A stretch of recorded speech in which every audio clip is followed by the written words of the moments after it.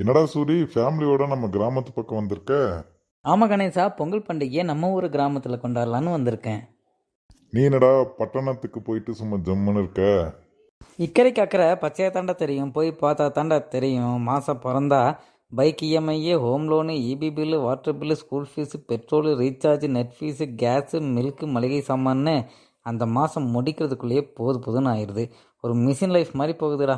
நீ தாண்டா சொந்த ஊர்லேயே விவசாயம், ஆடு மாடு கோழின்னு சும்மா ராஜா மாதிரி இருக்க. என்னது, நான் ராஜாமா இருக்கானா? வெறுப்பேத்தாத. நீங்க தான் ஆடம்பர தேவைக்கு கஷ்டப்பட்டு கடன் போடுறீங்க. நாங்க அடிப்படை தேவைக்கு கஷ்டப்படுறோமேடா. சரி விடு, அடுத்த மாசம் பொங்கல் பண்டிகை பரிசு தொகையெல்லாம் கொடுக்குறாங்களாமே, அதை வச்சு சமாளிப்போம்.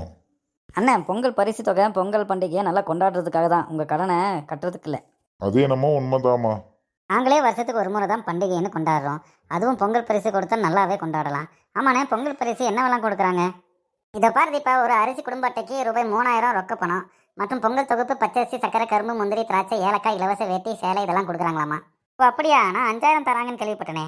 5000 கொடுக்குறதா இருந்தாங்க, ஆனால் இப்போது 3000 உறுதியாயிருக்கு.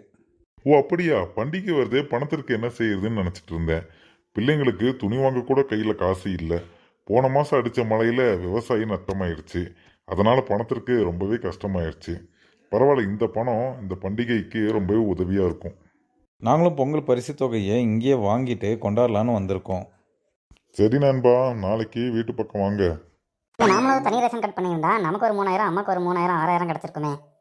3000த்துக்காக என்னையும் அம்மாவும் பிரிக்க பார்க்குறியா? பிச்சு பிடுவ பிச்சு.